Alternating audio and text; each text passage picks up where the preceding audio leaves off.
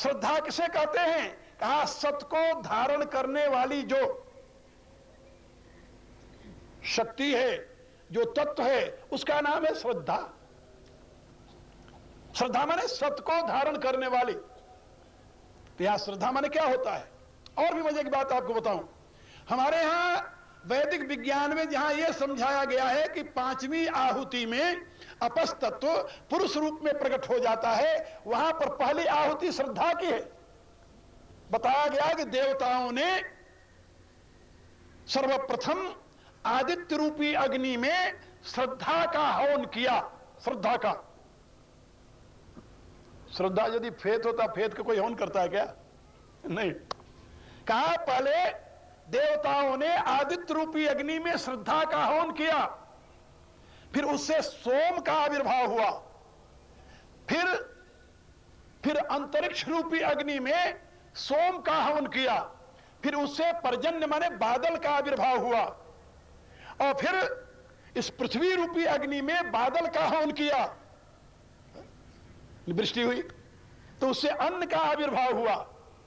तो अन्न को पुरुष के शरीर में हवन किया वैश्वानर अग्नि में, तो उससे बीर्ज का आविर्भाव हुआ, और बाद में बीर्ज को नारी के कुक्षी में जब समर्पित किया, हवन किया, तो उससे बच्चा पैदा हो गया। ये पांचवी आहुति में अपस तत्व जो है, श्रद्धा तत्व जो है, वह पुरुष रूप में आविर्भूत हुआ। ये वेद की व्याख्या है, उसका विज्ञान है, और यह विज्ञान दुनिया का कोई भी वैज्ञानिक इसको खंडित नहीं कर सकता। याद रखो। इससे आप लोग समझ गए होंगे कि श्रद्धा एक तत्व है, और वह तत्व जो है वह जीवन का मूल आधार है। इसीलिए गीता के 17वें अध्याय में भगवान ने कहा, यह श्रद्धा स एव स, जिसकी जैसी श्रद्धा है वह वही है। यहां श्रद्धा है क्या? कहा सत को धारण करने वाली शक्ति। सवेरे के कार्यक्रम में मैंने बताया था कि उस परम चैतन्य घन को ग्रहण करने वाली जो बुद्धि है, बुद्धि तत्व, जो उस चैतन्य को ग्रहण करती है, जिसमें चेतन रिफ्लेक्ट होता है, मैनिफेस्ट होता है, प्रोजेक्ट होता है, यू कैन से एनीवे, उस विशुद्ध बुद्धि का नाम है श्रद्धा। और परमात्मा ने उस प्रकृति के सूक्ष्मतम तत्व को पहले आदित्य रूप में परिणित किया, हिरण्यगर्भ रूप में परिणित किया, जिसके लिए वेद कहता है हिरण्यगर्भ संवर्तताग्रे भूतस्य जाता पतिरेक आसित। तो आदित्य में परिणित किया माने आदित्य में होम किया, और वहीं से वो श्रद्धा जो है वो सोम रूप में परिणित हो गई, और धीरे धीरे वही अन्न से मनुष्य के शरीर में आई, और वही जीवत्व का आधार बन गई। उसको व्यष्टि भाव में बुद्धि कहते हैं। बुद्धि, यहां श्रद्धा माने फेथ नहीं है। क्या फेथ माने बुद्धि होती है क्या? किसी डिक्शनरी में देखा है आप लोगों ने? नहीं मिलेगा कहीं। इसलिए मैं बता रहा था, वहां विशुद्ध बुद्धि का नाम है श्रद्धा।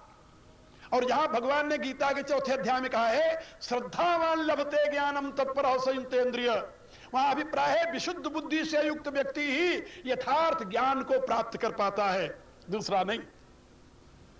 तो ये वैदिक विज्ञान जो धर्म का मूल आधार है, वह उस विशुद्ध बुद्धि का प्रकाश है। इसलिए सांख्य दर्शन कहता है कि धर्म, ज्ञान, वैराग्य और ऐश्वर्य ये विशुद्ध बुद्धि के प्रकाश है। इसलिए धर्म माने रिलीजन नहीं होता।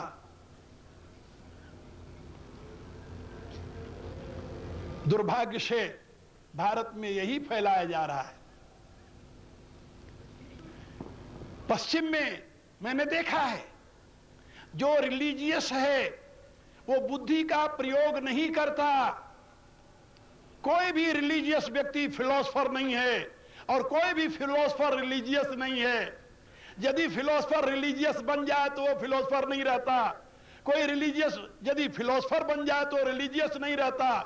लेकिन भारत में जितने हमारे बड़े बड़े आचार्य हुए हैं, वो पहले फिलोसफर हैं, फिर उन्होंने धर्म की व्याख्या करके दुनिया को बताया है। क्या कोई आचार्य भारत का विदाउट दार्शनिक बने, फिलोसफर बने, अपने मत की प्रतिष्ठा कर सकता है यहां पर सनातन धर्म में? नहीं कर सकता। आजकल की बात छोड़िए, ये जो धर्म के नाम पर तमाशे करते घूमते हैं, ये नाचना गाना डांस करना, ये सब धर्म का नमूना नहीं है, याद रखो। किस्सा कहानी सुनाना ये धर्म का नमूना नहीं है। धर्म की प्रतिष्ठा वेद के विज्ञान के ऊपर है। और हमारे जितने बड़े बड़े आचार्य हुए, आचार्य शंकर, आचार्य रामानुज, आचार्य माधव, आचार्य निम्बार्क, आचार्य रामानंद, आचार्य वल्लभ, इन महापुरुषों ने वेद विज्ञान के प्रकाश में अपने विचारों को प्रतिष्ठित किया है। इसलिए हम सभी आचार्यों को नमन करते हैं। मैं आप लोगों से निवेदन कर रहा था कि महात्मा भरत के सामने जब यह समस्या आई कि माता कह रही है राज्य करो, पिता ने कहा राज्य करो, गुरु ने कहा राज्य करो, मंत्री ने कहा राज्य करो, और राम की माता ने भी कह दिया राज्य करो। गुरु के बचना, तो तुलसीदास लिखते हैं, सचिव अभिनंदन सुने भरत हित ही जनु चंदन, और सुनी बहोरी मातु मृदुबानी, माता कौशल्या की वाणी, जो शील स्नेह, जो शील से, स्नेह से और अमीय रस सानी और अमृतमयी भावना से डुबोई हुई थी। सानी सरल रस मातुबानी सुनी भरत व्याकुल भय। इन सबकी बातें सुनकर के भरत व्याकुल हो गए, और व्याकुल होकर के वो गिर गए और रोने लगे। लोचन सरोरुह स्रवत सींचत बिरह उर अंकुर ने। राम के वियोग का जो अंकुर उनके हृदय में उदित हुआ था, उगा था, उसको वो अपने कमलवत नेत्रों के जल से सींचने लगे। और उस समय बैठी हुई सारी सभा भरत के इस अवस्था, भरत की इस अवस्था को देख करके स्तंभित रह गई, स्तंभित रह गई। और सबने एक मत से तुलसी सराहत सकल सादर सहज सीव स्नेह की। तुलसीदास जी कहने लगे, कहते हैं कि सारी सभा बैठी हुई जो थी वो उनके सहज स्नेह की सीमा जो है, पराकाष्ठा जो है, उसकी सभी एक मुख से सराहना करने लगे। अधीर भरत धैर्य को धारण किया।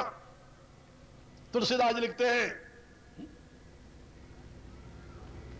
भरत कमल कर जोरी धर्म धुरंधर धीर धरी। विशेषण क्या दिया? धर्म धुरंधर। इसका अर्थ क्या होता है? धर्म की धुरी को धारण करने वाला।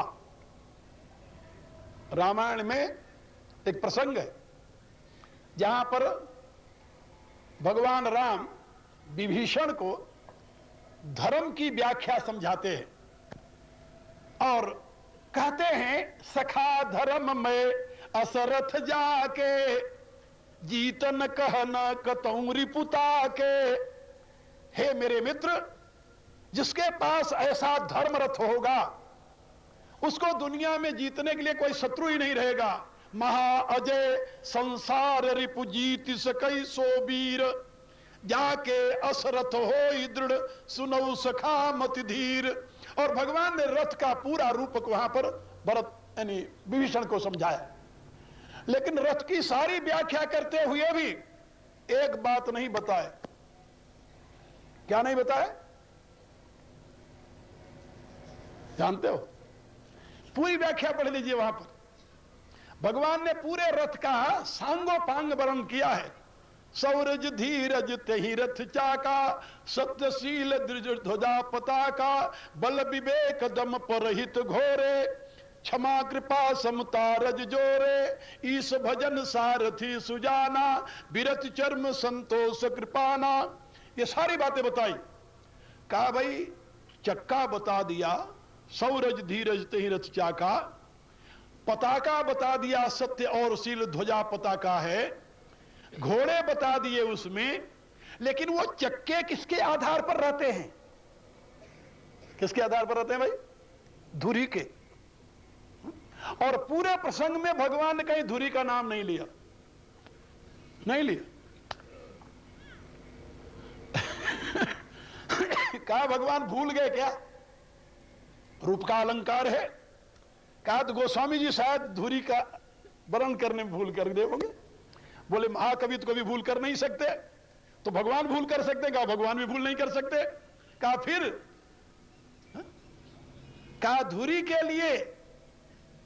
के लिए बताने की जरूरत नहीं, भगवान ने साफ शब्दों में कहा, और देवताओं ने भी घोषणा की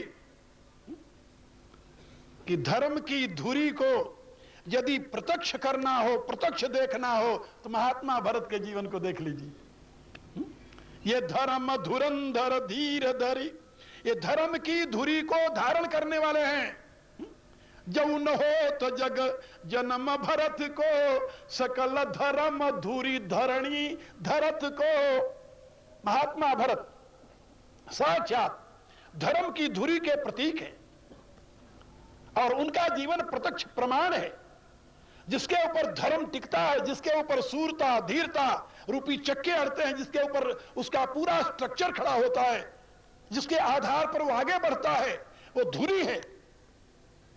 और उस धुरी के आधार कौन है? महात्मा भरत। ये महात्मा भरत कौन है? मैंने बताया पहले दिन कि विश्व भरण पोषण कर जोई, ताकर नाम भरत अस होई। और वो महात्मा भरत अपने चरित्र द्वारा मानव मात्र को शिक्षा दे रहे हैं कि कहीं इन बातों में बहक न जाना। बहुत लोग जिसको मानते हैं वो धर्म है, बहुत बड़े व्यक्ति ने कहा है वो धर्म है, बहुत प्राचीन काल से चला आ रहा वो धर्म है। नहीं, धोखा खा जाओ।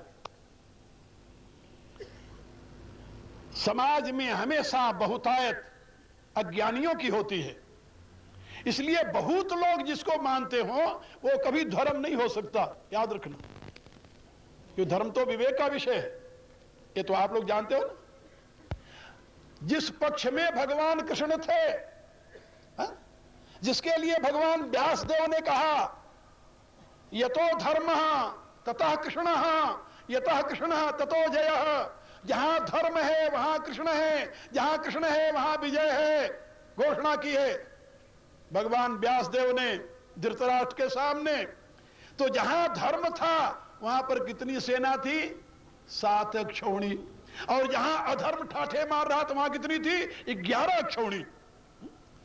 तो बहुतायत हमेशा, अरे सब्जी मंडी में जाओगे तो भीड़ मिलेगी, और जौहरी बाजार में जाओगे तो ये तो आप जानते हो। इसलिए ये सोचना कि बहुत लोग जिसके पीछे चलते बड़ा धर्मात्मा है, ऐसी भ्रांति में नहीं पड़ना। इसी भ्रांति का शिकार होकर के इस भारत ने अपना सर्वनाश किया है, सर्वनाश किया है। एक तथाकथित धर्मात्मा के पीछे लग करके इस देश का 5 टुकड़ों में विभाजन हुआ है, 5 टुकड़ों। एक दिन और मैंने बताया था कि 32 लाख लोग उसमें मारे गए थे। वो दृश्य तो आप लोगों में से बहुत होंगे जो देखा होगा, बहुत पुराना नहीं, 50 वर्ष पहले का है। केवल उस धर्म की आड़ में। इसलिए बहुत लोग जिसको मानते हो वही धर्म है, ये गलत है। और बहुत पुराने लोगों ने कहा है इसलिए धर्म है, वो भी गलत है। बहुत बड़े आदमी ने कहा है वो भी बहुत धर्म है, वो भी गलत है। कहा फिर धर्म क्या है? कहा जो बुद्धि ग्राह्य है, जो विवेक ग्राह्य है, जो युक्ति ग्राह्य है।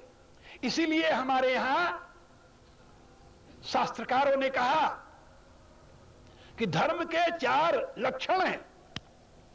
धर्म के निर्णय के लिए 4 आधार हैं। कहा वो कौन से आधार हैं? कहा वेद स्मृति सदाचार। वेद प्रमाण है, वेदो अखिलो धर्म मूल, ज्ञान ही समस्त धर्मों का मूल है। और वेद जो है वो अंधविश्वास का विषय नहीं है, वो विवेक का विषय है। वेदो अखिलो धर्म मूल, याद रखो। और वेद के पश्चात वेद स्मृति, उन महापुरुषों तत्ववेताओं की वाणी का वो धर्म का निर्णय करने में सहयोगी हो सकती है। फिर सदाचार, तुम्हारे से पहले ऐसी स्थिति में दूसरों ने क्या किया है। तैत्तिरीय उपनिषद में एक बड़ा सुंदर उपदेश है गुरु का। अपने शिष्य से कहता है विदा करते हुए कि जब तुम्हें धर्म के विषय में विचिकित्सा हो जाए, संशय हो जाए, तो तुम्हारे आसपास जो विद्वान हैं उनको देखना, वो जैसे करते हो वैसे कर लेना। कहा यदि ऐसा विद्वान भी न मिले तो फिर अपने अतीत के इतिहास को देखना कि ऐसी परिस्थिति आने पर तुम्हारे से पहले किसी महापुरुष ने कैसा आचरण किया है, उसका अनुकरण कर लेना। अपने विवेक के प्रकाश में उसका निर्णय करना। महात्मा भरत अंधविश्वासी नहीं, धर्म के नाम पर अपने आप को ऐसे समर्पित करने वाले नहीं हैं।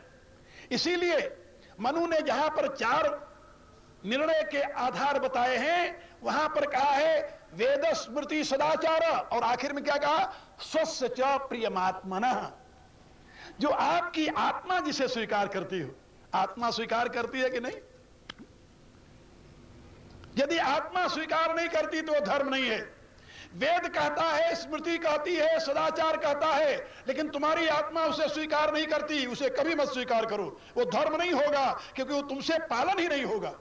उसका अनुकरण करके तुम्हारा पतन हो जाएगा, तुम आगे नहीं बढ़ सकते। याद रखो, महात्मा भरत के सामने समस्या है।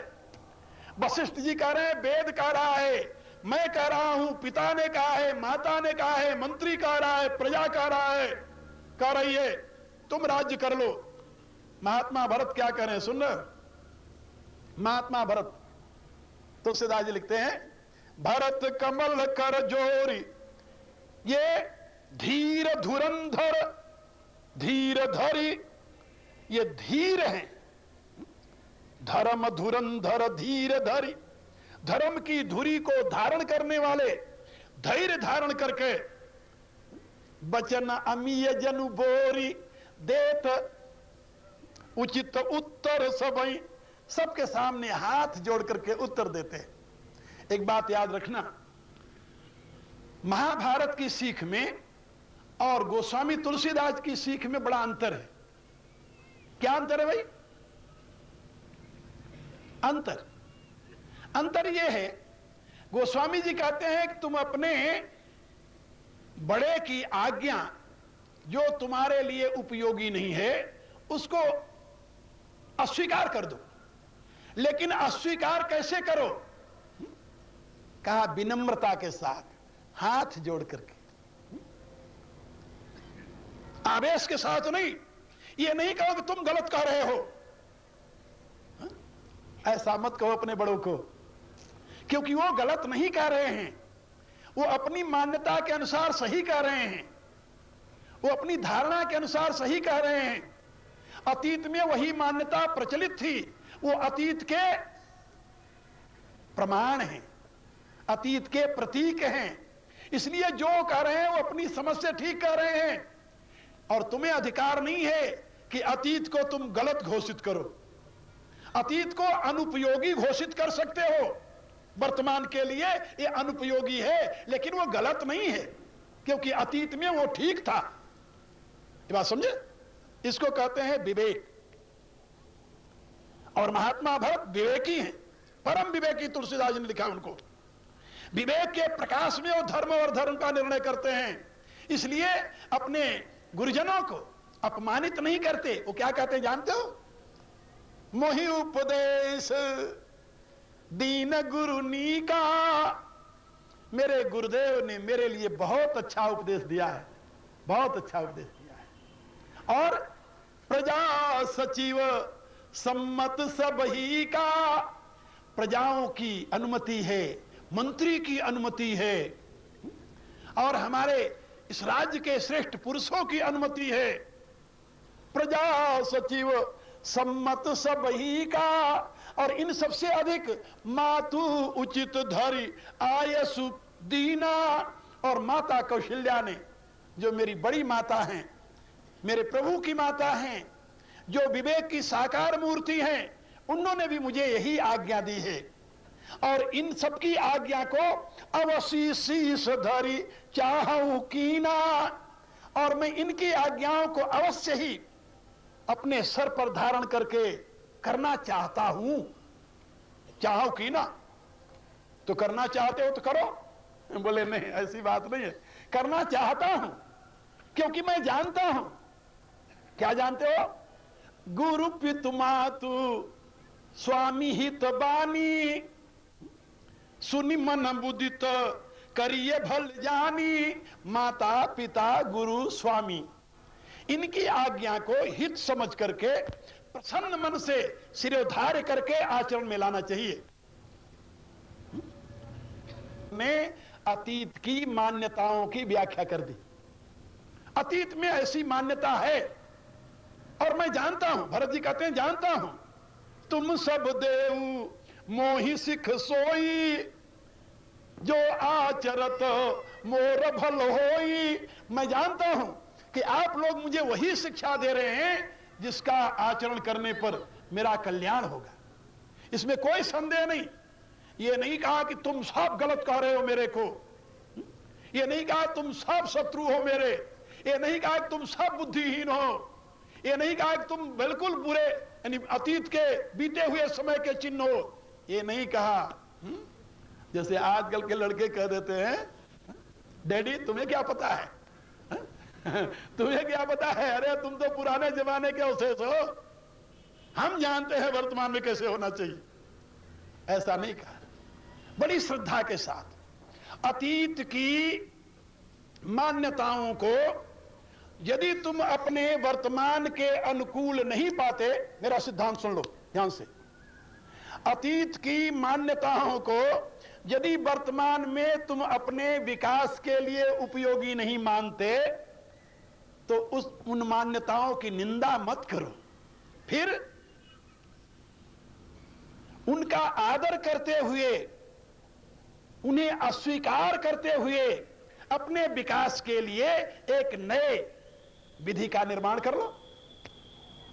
उनका आदर करते हुए, अपमानित करते हुए नहीं, क्योंकि तुम्हें अतीत की मान्यताओं को तिरस्कृत करने का, अपमानित करने का अधिकार नहीं है, क्योंकि तुम अतीत के नहीं हो, तुम वर्तमान के हो। वे मान्यताएं अतीत में उपयोगी रही हैं, हां वर्तमान में उपयोगी नहीं है, इसलिए तुम उसको धारण मत करो, स्वीकार मत करो, लेकिन उनको अपमानित मत करो, तिरस्कृत मत करो। यह सिद्धांत तुलसीदास जी ने मानव समाज को दिया। कितनी अच्छी बात है। मतलब आप बताइए, साइकोलॉजिकल स्थिति से, जहां यानी जिसको कहते हैं काल गैप जो है, जनरेशन गैप जो है, यदि यह दृष्टि आ जाए तो कहीं जनरेशन गैप में कला हो सकता है क्या? क्या राय आप?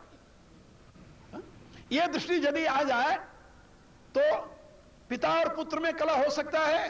नहीं। यंग जनरेशन और ओल्ड जनरेशन में कला हो सकता है? कहीं संघर्ष के लिए स्थान हो सकता है? बिल्कुल नहीं है, कहीं भी संघर्ष के लिए स्थान नहीं है। ऐसी दिशा, इसीलिए मैं गोस्वामी जी को कहता हूं, वो युग पुरुष थे, युग धर्म के प्रवर्तक हैं, युग धर्म के ज्ञाता हैं। मनुष्य को किसी ऐसी धारणा में वो आबद्ध नहीं करते जहां से उसके विकास का ही सारा उलट हो जाए, मामला उल्टा हो जाए। वो हमेशा मनुष्य को प्रेरित करते हैं, इसलिए मनुष्य के सामने भरत का आदर्श प्रस्तुत करते हैं और भरत के द्वारा अपने गुरुजनों की प्रशंसा कराते हैं। यद्यपि भरत ने उन गुरुजनों की बात नहीं मानी, बिल्कुल नहीं मानी। मान जाते तो गद्दी बैठ जाते वहीं। उन्होंने साफ शब्दों में कहा कि उचित की अनुचित किए विचारू, धर्म जाय सिर पातक भारू, तुम सब देव मोहि सिख सोई, जो आचरत मोर भल होई। यद्यपि यह समुझत हूं नीके, तदपि होत परितोषण जी के। मनु के द्वारा एक ऐसा विधान प्रदान किया गया था, वेद स्मृति सदाचार स्वस्य प्रियमात्मन। मनु कहते हैं धर्म वही है जो तुम्हारी आत्मा के लिए हितकर हो। यदि तुम्हारी आत्मा के लिए हितकर नहीं है, आत्मा के उत्थान में उपयोगी नहीं है, तो उस धर्म को मत मानो, उसको त्याग दो। क्योंकि मनु की यह घोषणा है, धर्म माना नहीं जाता, जाना जाता है। मनु ने साफ शब्दों में घोषणा की है, यस तर्के नानुसद्धन्ते स धर्मम वेद न इतरः।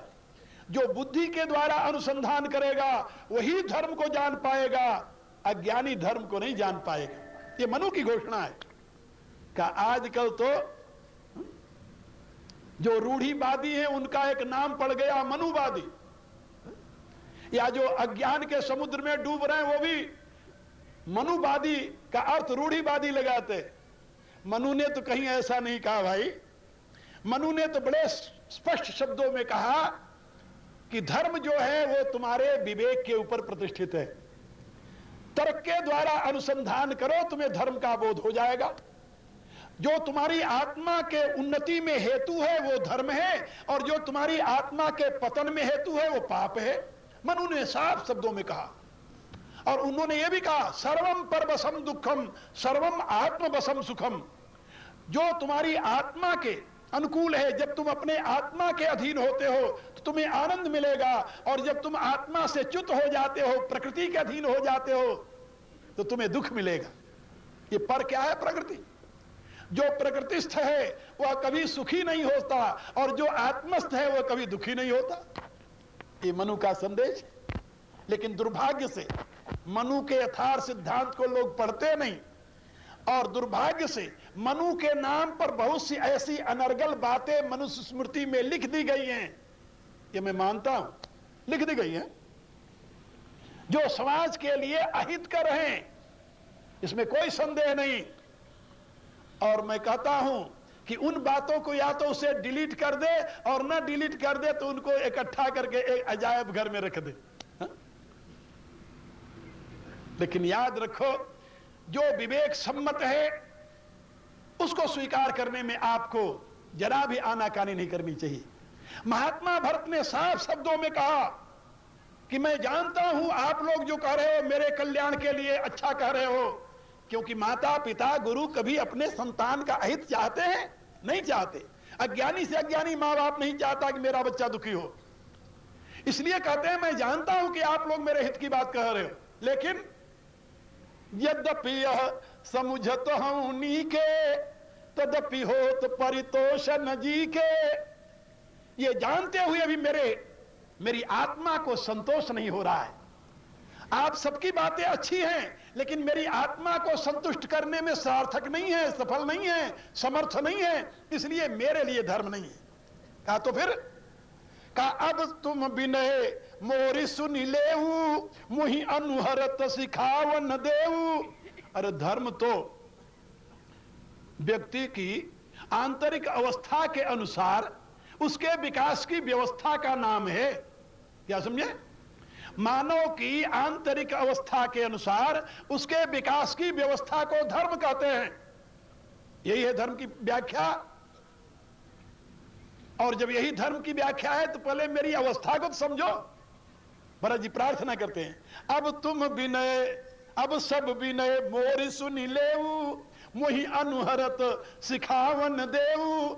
मेरी अवस्था के अनुसार मुझे शिक्षा दीजिए, वो मेरे लिए ग्राह्य होगा। कहा कि अवस्था तुम्हारी क्या है?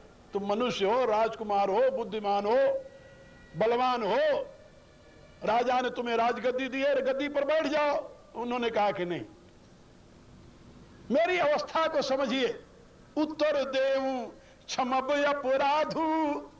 अब मैं आप लोगों को उत्तर देने जा रहा हूं। यद्यपि शास्त्र का कथन है कि गुरुजनों को उत्तर नहीं देना चाहिए, लेकिन फिर भी मैं आपको उत्तर देने जा रहा हूं। ये मैं अपराध कर रहा हूं, मेरे अपराध को आप क्षमा कीजिए। कितनी विनम्रता, कितनी शालीनता है।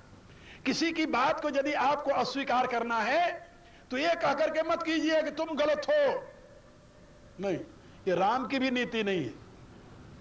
रामायण में जहां भी कहीं आप देखेंगे, जब कोई बात भगवान राम के विपरीत होती है तो ये नहीं कहते कि तुम गलत कह रहे हो, वो कहते हैं बात तो तुम्हारी बहुत अच्छी है, लेकिन मैं मजबूर हूं, मेरे लिए उपयोगी नहीं है। हाँ? बात तुम्हारी बहुत